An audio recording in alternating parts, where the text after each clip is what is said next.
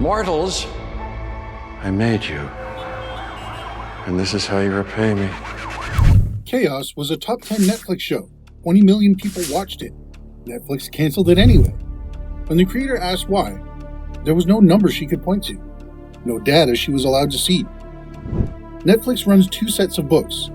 One for you and one for them. And they are not the same book.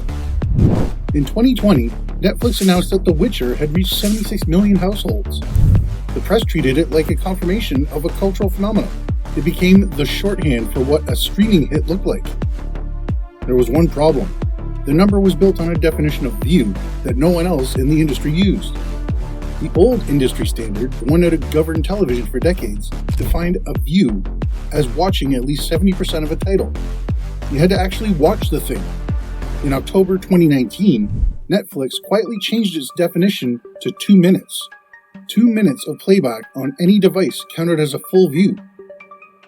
Bloomberg reported at the time that some titles saw their numbers jump 35% overnight. Not 35% more views. The same viewers recounted under a more generous formula. The Witcher's 76 million wasn't a cultural phenomenon, it was math. If you want to subscribe to this channel, do it now, because what Netflix did was considerably more sophisticated. By 2021, Netflix had stopped reporting views entirely. They switched to total hours viewed. Red Notice, the Ryan Reynolds, Dwayne Johnson action film, reportedly racked up 364 million hours. The number was staggering. It was also nearly meaningless. Here's what total hours can't tell you. Whether those hours came from 10 million people who loved the film and rewatched it, or 20 million people who hated it after 5 minutes and closed the app. The completion rate, the metric that would tell you which of those things happened, disappeared entirely from Netflix's public reporting. They buried the one number that measures actual engagement and replaced it with one that only measures exposure. Netflix could now present massive numbers while hiding whether anyone stayed. In late 2023, Netflix introduced yet another metric, adjusted views, calculated by dividing total hours by a title's runtime. It was the 4th measurement system in 5 years. By 2024, Chaos, a mythological drama that had received strong critical attention, accumulated 20.3 million adjusted views, placing it among Netflix's most watched shows for the quarter. Weeks later, Netflix canceled it. Deadline reported the reason: low completion rate. The exact metric Netflix had buried in 2021 was the one that killed the show. Creator Charlie Koval had no data she could use to push back. She couldn't dispute the number, couldn't point to a rival metric, couldn't argue that audiences who finished the show loved it, because she wasn't allowed to see any of that. Netflix owns every definition of success on its platform, and it changes those definitions whenever it needs to. The number Netflix shows is never the number they use to make decisions. In November 2024, Netflix announced that the Jake Paul vs. Mike Tyson boxing match had drawn 60 million households worldwide.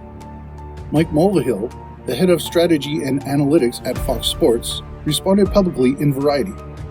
He pointed out that Nielsen could have provided a verified US-only number the morning after the fight. Every broadcast network uses it. It is the standard. Netflix didn't ask for it. Mulvihill's exact words: "The real-world measure would be Nielsen coming out the day after the fight and telling you how many people watched it in the US. That is something Netflix doesn't want to happen." He added the verified numbers would be much smaller than 60 million. Traditional television has had independent third-party measurement for decades. Netflix measures itself. This was not about Nielsen being outdated. It was about Nielsen being honest. Which brings us to 2023. The WGA and SAG-AFTRA strikes. Writers describe Netflix as a black hole for data.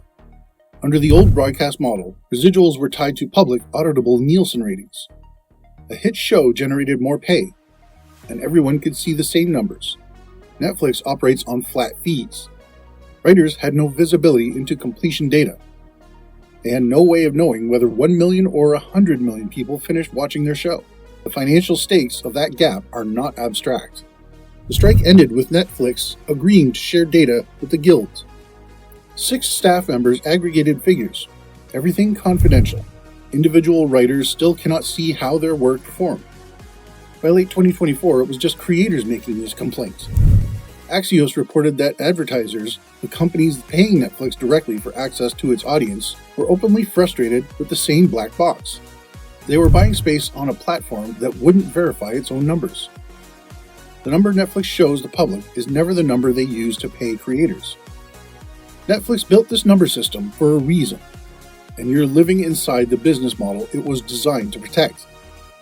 I broke down how theaters fought back against this exact same streaming playbook and what happened when they tried to copy it. That video is on your screen right now.